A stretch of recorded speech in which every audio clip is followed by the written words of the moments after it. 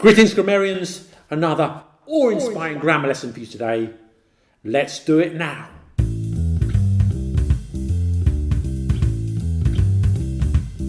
Have a look at this sentence and tell me, what word would you put in the space? If you ask the average person, we'll tell you that human activity contributes to climate change. Have you got it?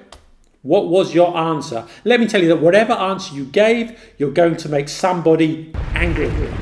Let's go through the possible answers one by one. You could be a traditionalist and put he, arguing that he or him or his in these situations is gender neutral. The masculine carries the feminine with it. It refers to both a male or a female. If you ask the average person, he will tell you that humans contribute to climate change. Ever since grammar books and style books on the English language were first written, the use of he as a gender-neutral pronoun has been recommended. Even as recently as 2010, we had Choi and Clark in Basic Grammar and Usage saying that we should use it in formal situations. For example, informal. Somebody should let you borrow their book. Formal. Somebody should let you borrow his book. Here are some more examples of he as a gender-neutral pronoun. No one shall be arbitrarily deprived of his nationality, nor denied the right to change his nationality. Article 15, Universal Declaration of Human Rights, 1948. It's every man for himself and God for us all. English proverb. The debate about this has raged for a long time. In the 19th century, it was established that, at least in the legal sense in England, laws that refer to he also refer to she. So a woman is under the same tax obligation and incurs the same punishment as a man, even if the law states that it is he who shall pay a fine, or he shall be sent to prison for breaking the law. The suffragettes were fighting for the right to vote for women in Britain, and they argued that if the right to vote didn't apply to them, then nor did the obligation to pay taxes or respect the law. They might have had a point. However, the British government didn't see it that way. Since the 1970s, using he to mean anyone has been decreasing. Using he may once have been an inclusive he, but it doesn't sound like that today. The problem is that in the 21st century, in spite of the fact that it's supposedly gender neutral, this he just seems wrong, as if we're pandering to an outdated worldview where the male takes precedence. But what about she? Could we say she? If you ask the average person, she will tell you that humans contribute to climate change. Well, it's unusual, but also controversial. A few years ago, there was a report published about nursing which used a female gender-neutral pronoun. For example, her pay will depend on her experience and seniority. The assumption was that most nurses are female, so it was okay to use she.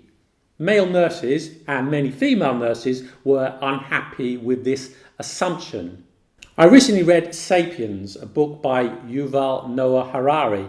He uses she as the gender-neutral pronoun throughout the book, but it didn't sound right to me. If you replace he with she, you're still open to accusations of sexism.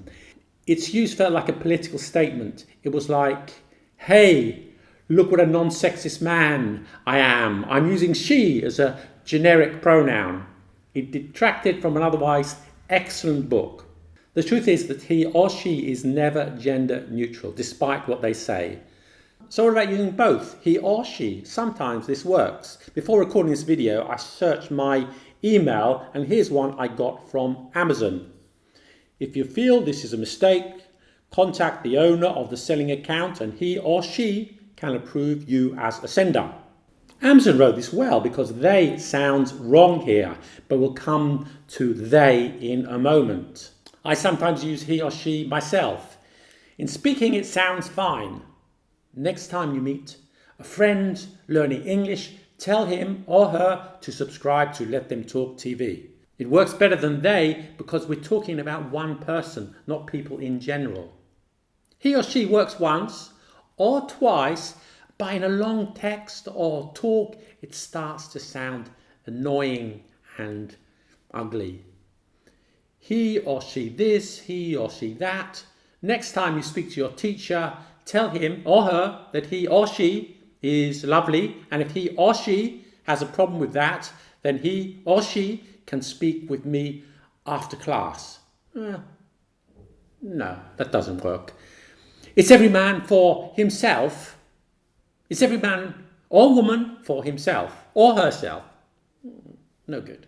If someone calls, get him or her to leave his or her number and I'll call him or her back tomorrow.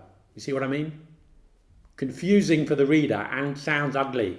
Another thing is that in a sentence like, if you ask the average person, he or she will tell you that humans contribute to climate change. It doesn't work because the sentence is too general.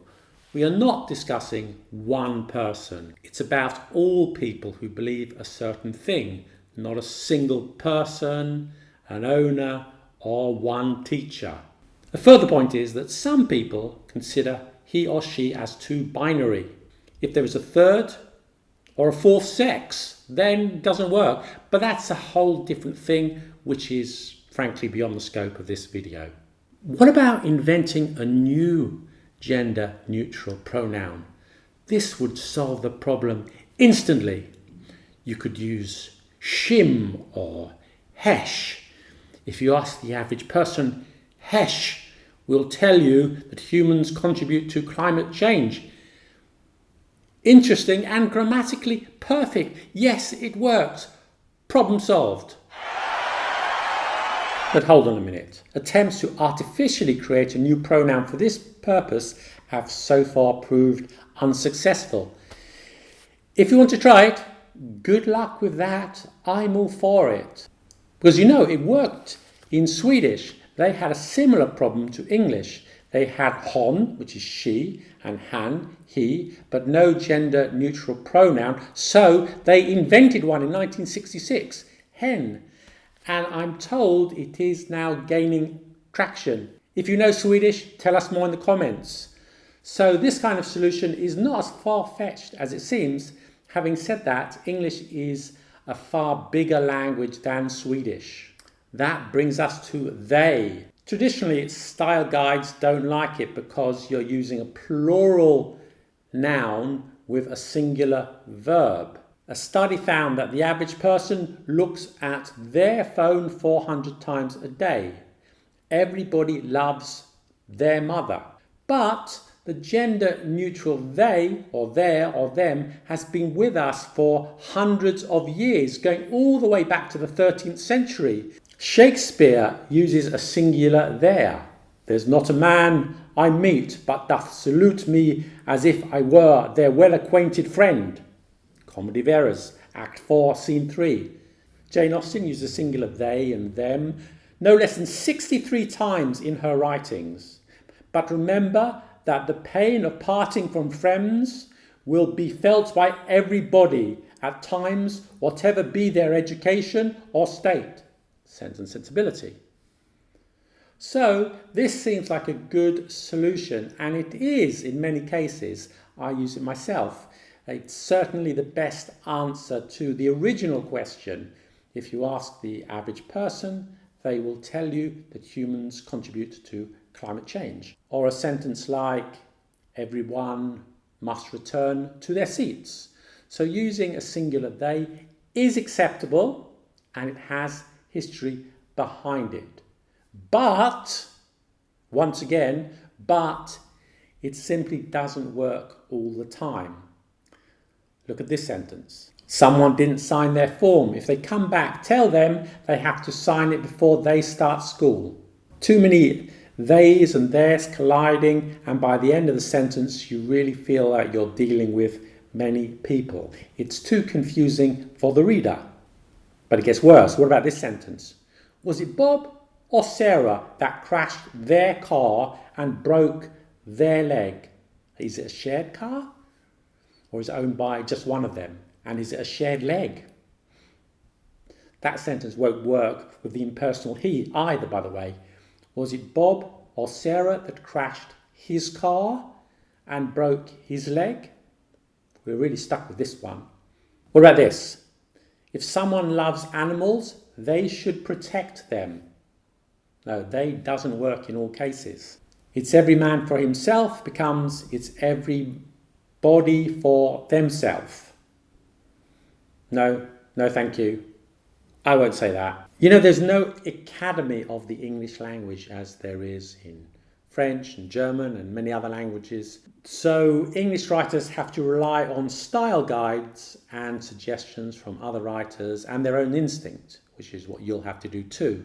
For this video, one of the books I consulted was A Sense of Style. Here it is, A Sense of Style by Steven Pinker. A really excellent book. I highly recommend it. It's a book about writing style as well as discussion on controversial grammar topics such as this one. Here it is. I'll leave a link in the description if you're interested in purchasing a copy. The singular pronoun. This is one case where the English language is left wanting. There is no foolproof solution. But here are my suggestions. Use they as a gender-neutral pronoun, but do it sparingly. Overusing it will cause confusion, but it works a lot of the time. He or she can be used in informal English when you are assigning an attribute to one person, but we don't know if that person is male or female. But you can only do this once or twice. More than that will start distracting the reader. When the candidate arrives, tell him or her to wait downstairs. If it's a single sentence, you could just use he or perhaps she and run with it. For example, if the plumber comes, tell him to wait in his car. Even if you don't know if the plumber is male or female. It'll probably sneak under the radar, but only once. In writing, repeating it often will justifiably open you up to accusations of sexism. Try rewriting the sentence. A very common way to escape this trap is to rewrite the sentence with a plural. For example, instead of every student should pay attention to their grammar, you could write all students should pay attention to their grammar. You can sometimes replace the pronoun with a definite or indefinite article. So you could write every student should pay attention to the grammar. Switch between he and she. This is a very creative solution and one that Pinker used in the book I just mentioned, The Sense of Style. So in one chapter he would use he as the generic reader, and in the next chapter he would use she. And he made this announcement right at the beginning of the book, and it worked pretty well. But I'm not sure that every author would be prepared to make such a statement at the start of each of their books. There you are, the gender-neutral pronoun. Now it's your turn. Can you think of any other cases where English is broken? And what about other languages? I know that French has far greater confusion than English in respect to inclusivity in writing. Look at this example. Is it just me, or does that look really ugly? Once you have an organisation that polices the language, you're asking for trouble. Is your language broken in any way? Let us know in the comments. Thank you for watching, grammarians. Stay healthy and see you soon. Bye.